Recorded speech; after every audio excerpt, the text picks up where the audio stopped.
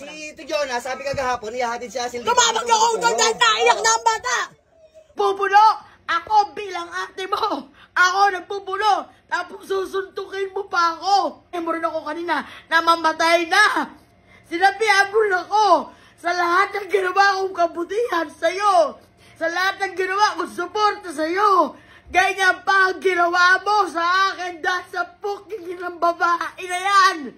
So yo, what's up mga katomboy? So may ilalabas ako ngayong video at ilalabas ko na rin yung katotohanan kung ba't nawala kami ng isang buwan ni Ate Ming.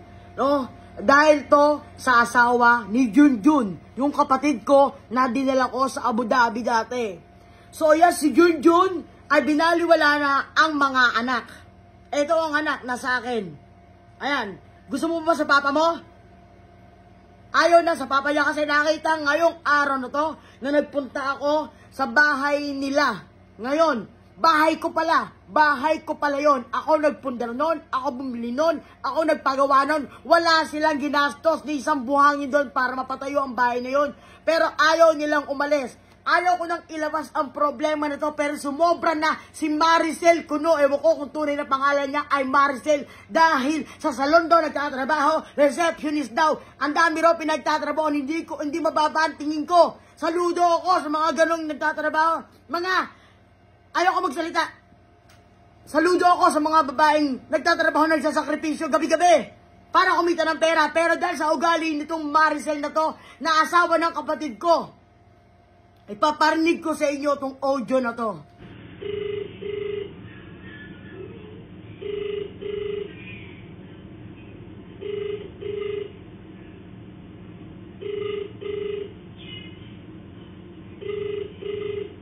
Ikaw kung mausap ko.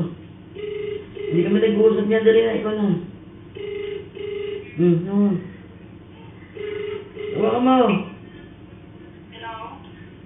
Hello, pasunduro si Asil dito. Wait, pasunduro mo ba? Bakit? Gusto rin yan. Hindi naman pinapasundo ni Junjun eh. Ha? Hindi naman pinapasundo ni Junjun kasi nakapit ako kahapon eh. So, ewan naman papantay ng mga yan dito. Hindi, nagpapasundo si Asil. Gusto rin yan. Pinatay. Wala.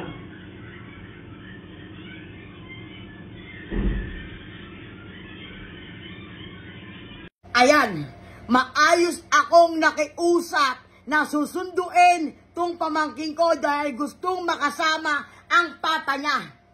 Gustong makasama ang papa niya, gustong makalaro ang papa niya dahil ilang buwan nang hinayaan to ng papa niya. Ngayon, gusto lang nung bata makasama papa niya. Dahil kahapon, nagpunta kami doon, nag-usap sila, niyapos niya papa niya, na-miss niya papa niya.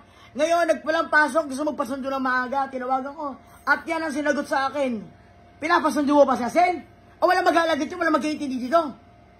Sabi ko, hindi, si Asil na may gusto.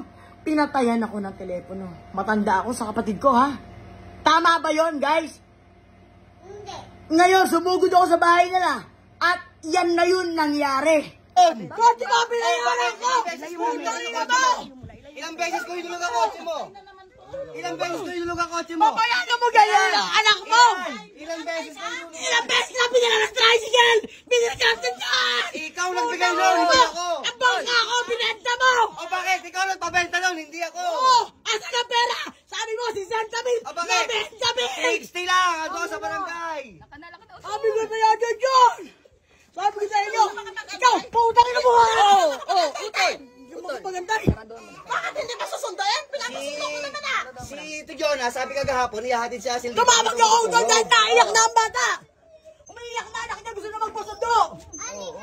Pinatayan ako ng telepono! Sabi ko, Tigyona, sino maghahatid? Wala akong alam doon, di ba? Pinatayan ako!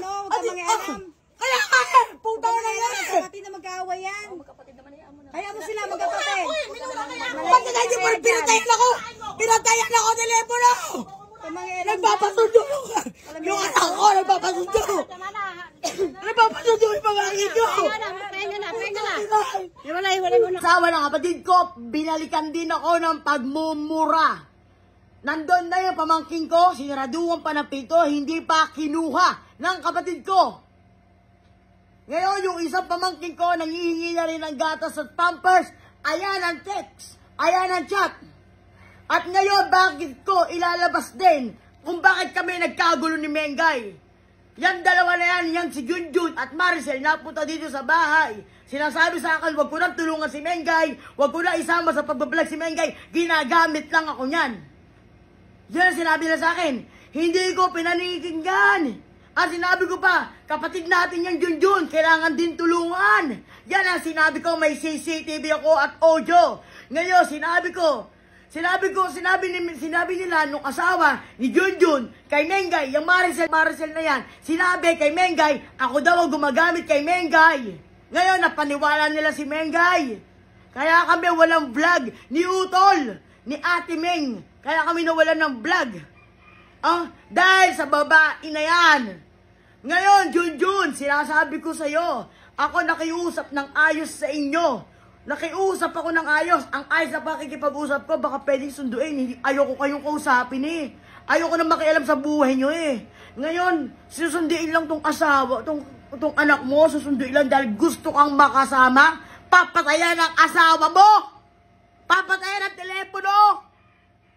Dahil Junjun, yun yung gusto mong gawin sa anak mo, tapos gusto mo pang kunin ngayon. Ayaw na sumama sa'yo. Dahil nakita ang reaksyon nyo ng asawa mo.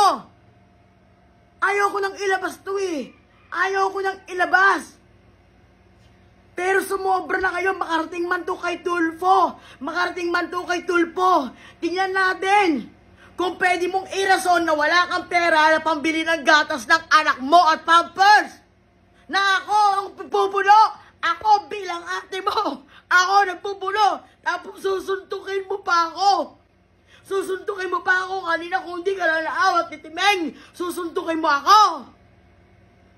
Sobra ka, Junjun. Sobra ka.